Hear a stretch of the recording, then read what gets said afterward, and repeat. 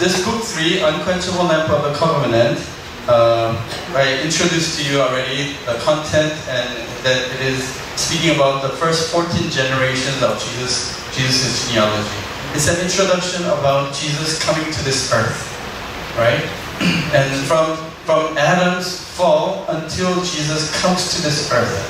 And in the introductory part of this book, the author speaks about God who is greater than all. According to John chapter 10, verse 29. So we're going to read John chapter 10, verse 29 together.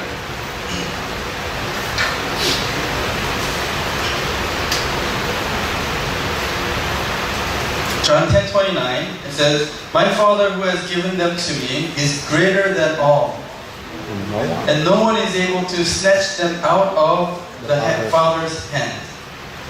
What is all? All means all of Philippines, all of the earth. Is there something greater than the earth? All of the universe?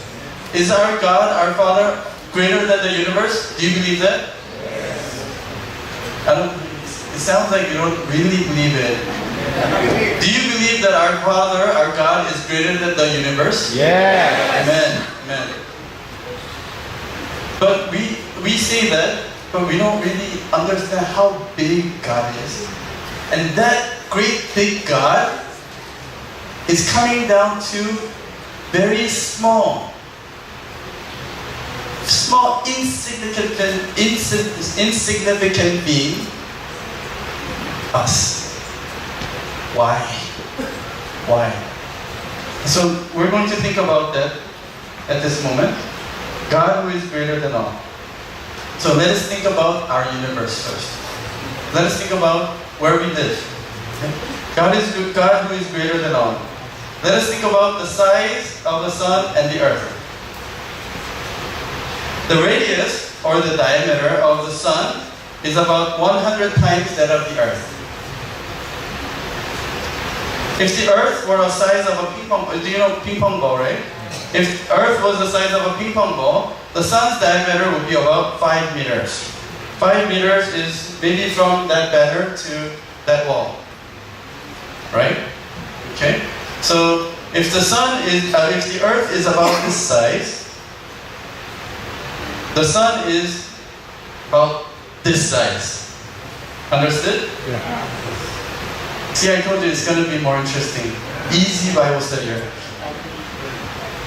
The sun's volume, however, would be about 1.3 million times as the earth. Meaning, you can fit 1.3 million earths into the sun. Okay, the volume. Nevertheless, the sun is only one of the 6,000 stars that we can see with our naked eyes. Without telescope, we can see in the night sky. Nowadays, not many places on earth you can see stars. Right? Very polluted. But with our bare naked eyes, you can see about 6,000 stars. That is like the sun. Sun is a star. Earth is not even a star. Earth is just a small planet that goes around the star that is called the sun. Okay? Are you with me? Yes. You have to be with me right now because we're getting bigger and bigger. Einstein estimated that there will be about 10 to the 25th power, which means 25 zeros. 1 and 25 zeros. Okay? 10 to the 25th power, 25 zeros, stars in the entire universe. It is so many that even if a person can count to 20 in 1 second. How many numbers can you count in 1 second? Ready? 1. So even if you can count up to 20 in 1 second, it would take 100 quadrillion years to count all of it. Let us think about some other stars other than the sun. Sun is the star that we know of, right? The Earth is only a planet in the solar system, which is called solar system is a system of one star, the sun, and all the planets going around it, right? Let's think about, how do you say this? Yeah, Beetlejuice. Beetlejuice. Yes, Beetlejuice, okay? Beetlejuice is not juice made out of beetles. Okay? Beetlejuice is a name of a star, okay? Betelgeuse, Beetlejuice. It is about 427 light years from us. Okay? Light years, anybody know what light year is? A light year is traveling at the speed of light, traveling for 1 year without rest. Okay? That's 1 light year. Far or close? So imagine traveling for 427 years at the speed of light. That's how far Betelgeuse is from us. Its diameter is twice the Earth's orbit around the sun. Okay? Let's say this mic is the sun. This point of my finger is the Earth. Earth does this to the sun. And this circle is the orbit. And this Betelgeuse is twice the diameter of this orbit around the sun. So if the Earth is going around like this sun, Betelgeuse is this big. Okay? The Earth, if the Earth were the size of a ping pong ball, its diameter would be the length of 6 Empire State Buildings on top of each other. Do you know Empire State Building? It used to be the tallest building in New York. Right? Imagine 6 of them stacked up on each other. If the Earth was the size of a ping pong ball, its diameter would be 6 Empire State Buildings stacked up on each other. 512 billion suns can fit into Betelgeuse. Remember how many? 1.3 Earths can fit into the sun, but 512 million suns can fit into Betelgeuse. That's some kind of juice right there. That is 665.6 trillion Earths in Betelgeuse. Did you say God is greater than the universe? Yes. Is He still greater than the universe? This is pretty big. We're only speaking about stars. There is a star that is bigger than Betelgeuse, UCV. These stars are not twinkle, twinkle little stars. If the Earth were the size of a ping pong ball, this star's diameter would be as long as 2 Golden Gate Bridges. Golden Gate Bridges, long bridge in San Francisco, about 2.7 kilometers put together. Right? Can you imagine if the Earth is this big? This star's diameter is 2 Golden Gate Bridges. It fits about 2.7 quadrillion Earths. Do you know what quadrillion is? In terms of time, 1 year has about 31,536,000 seconds. You understand? In 1 year, there's about 31,536 seconds. 536,000 seconds. Okay? 1 million seconds ago from now is 12 days ago. 1 million seconds ago, about 1 billion seconds ago is about 31 years and 8 months ago. Please disregard the dates. 1 trillion seconds ago is 31,709 to 31,710 years ago. 1 quadrillion seconds ago is 3,179,792 years ago. You can fit 2.7 quadrillion Earths into this star called UCP. You cannot even count.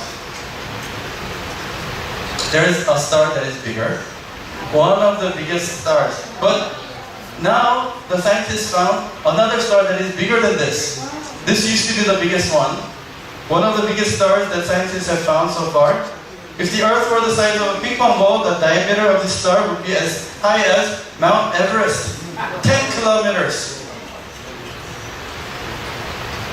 Imagine trying to fill the entire state of Texas. Anybody been to the United States, or you know the map of the United States? Okay. It's the biggest state in the United States.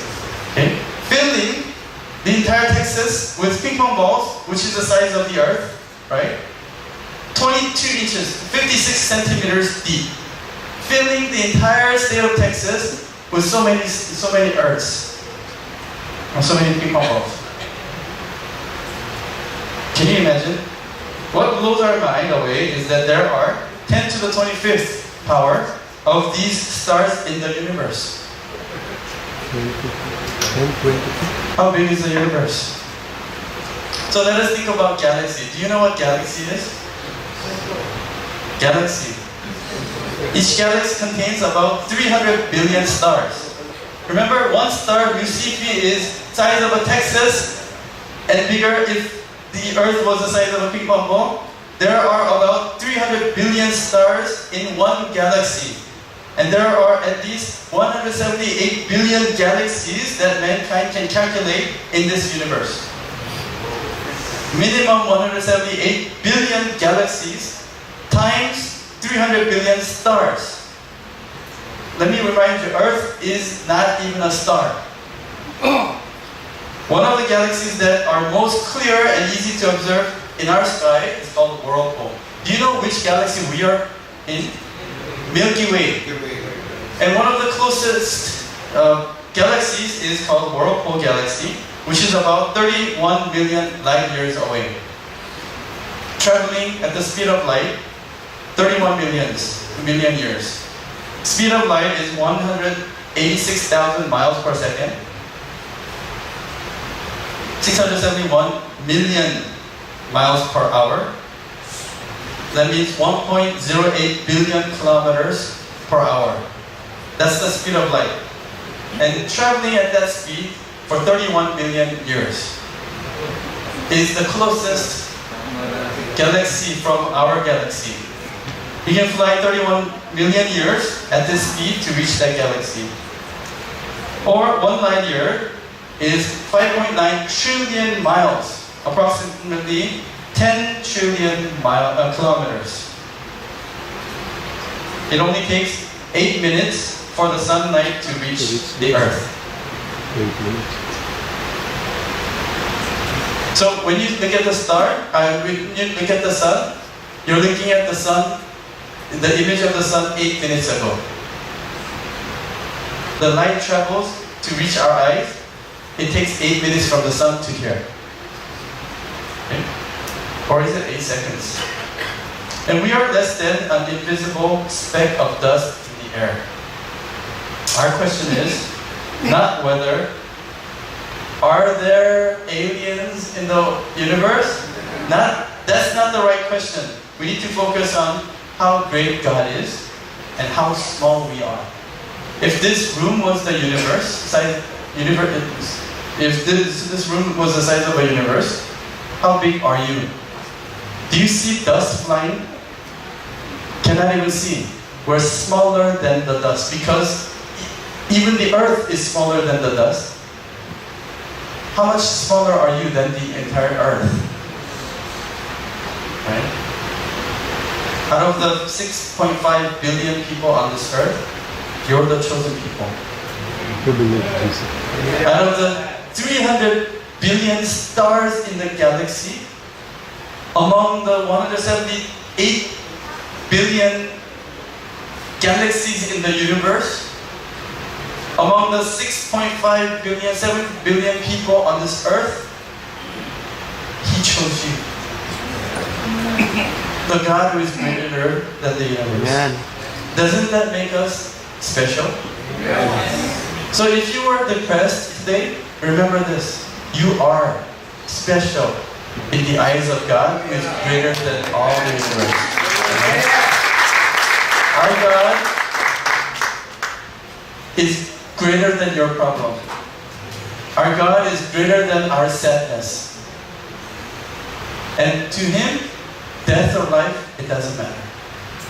Even if we are dying, He can raise us up. No problem. If He wants to. Why did He come to this small earth to find this tiny me? But people, when He came, accused Him to be fake. That Jesus is that God who is greater than the universe. But He came. The genealogy in Matthew chapter 1 teaches us how that big God came to this small land. But they accused Him as a heretic, accused Him that He's an illegitimate child. We try to tell God what to do. Can you imagine how big God is? And we ask God, God, you should do it this way. Yes, that's all I can say. And we expect Him to follow our desires. We sometimes think we know better. As if it was not enough for that great God to come down to us, we took Him to the cross.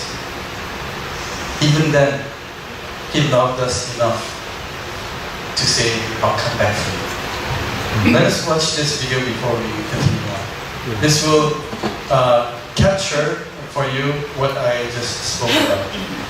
If we can turn off the front lights. Sorry I didn't prepare popcorn for you. Can you even imagine how big our God is? And He has allowed us to call Him Father, Abba, Father. And that's what John chapter 3 verse 15 is speaking to us about.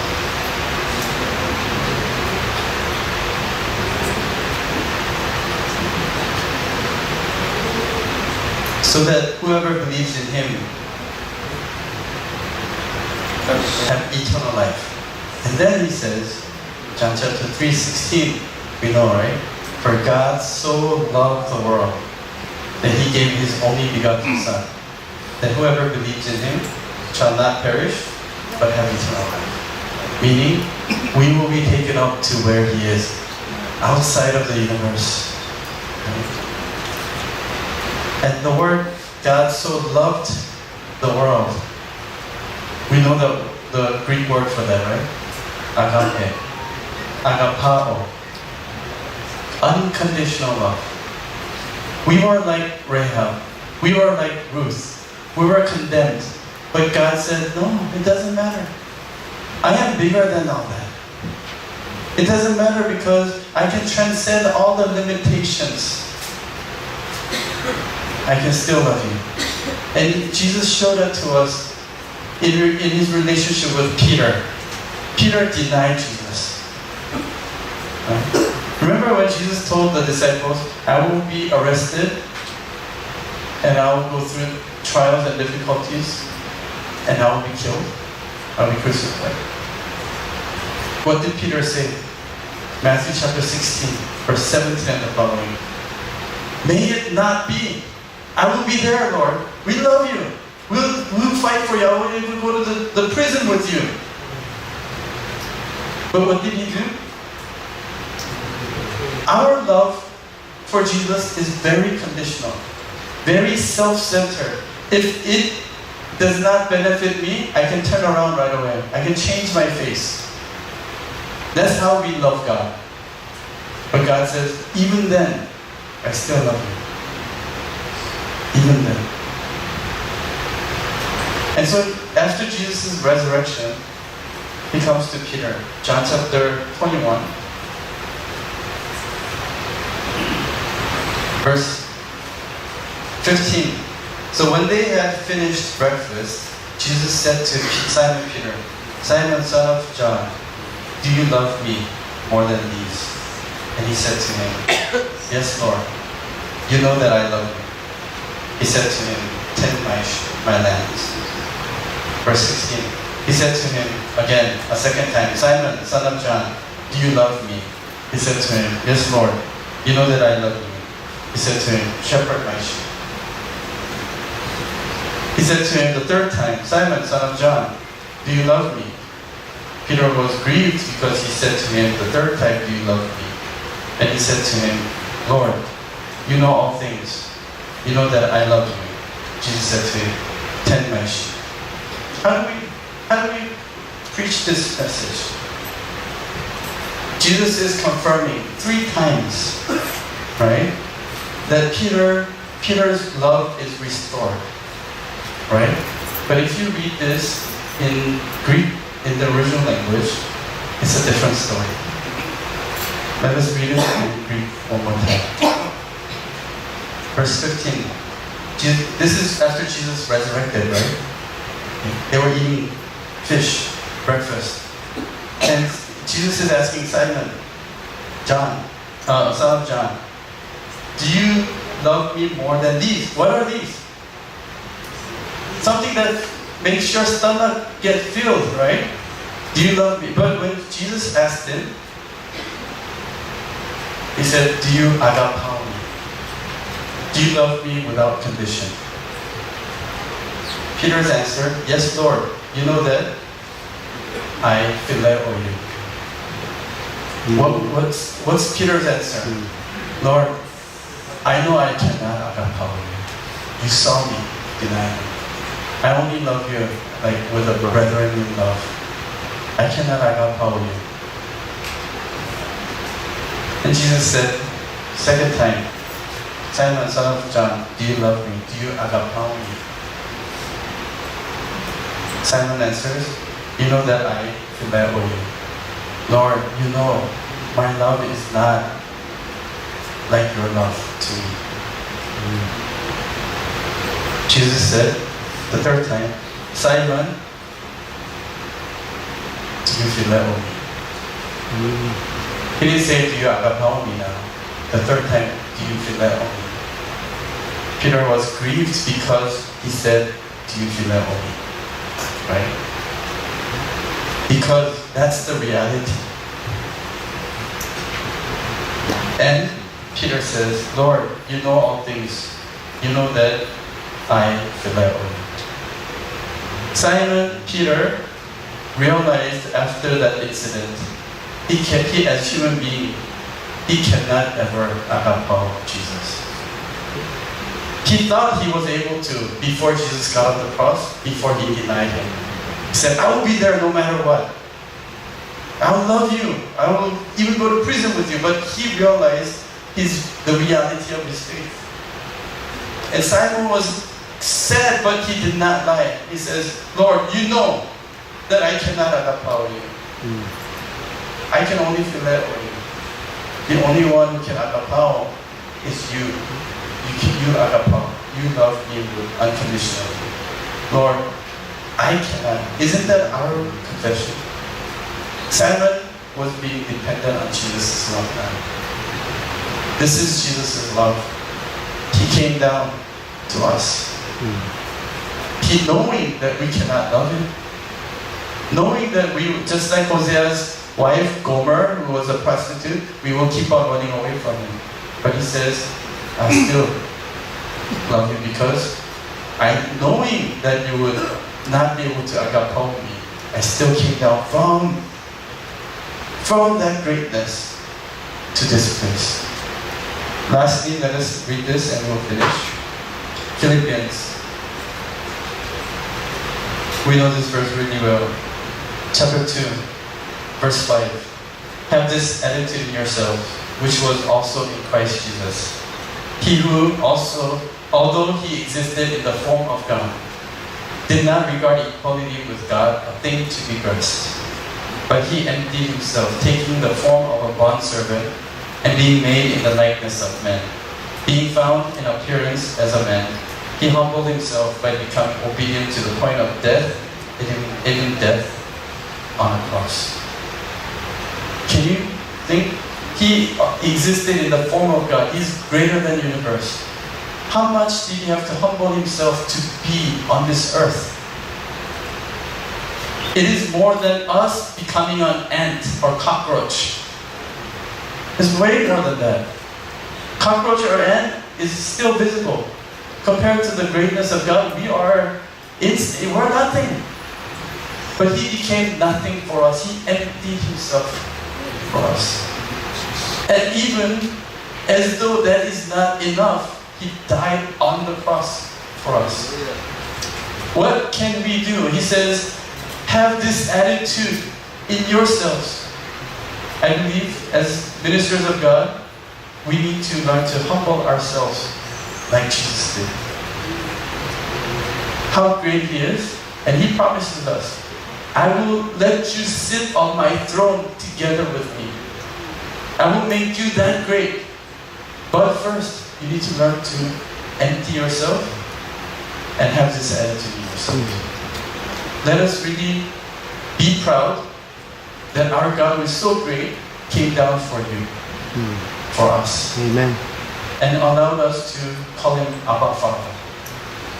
But at the same time, let us learn to empty ourselves like Jesus did and lower ourselves to reach down to the people that are down there.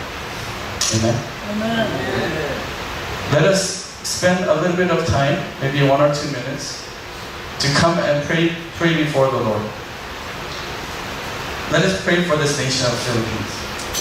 Let us pray for the president and all the leaders. Let us pray for all the churches of this nation. Please pray for your church, your congregation members, those who are going through difficulties. And let us pray for our own prayer requests. You can cry out loud if you want to. You can just pray out loud, or you can pray silently if you want to. For just a couple minutes, let us really come to the Lord, thinking about how big He is. To Him, nothing is impossible. Let us come to Him.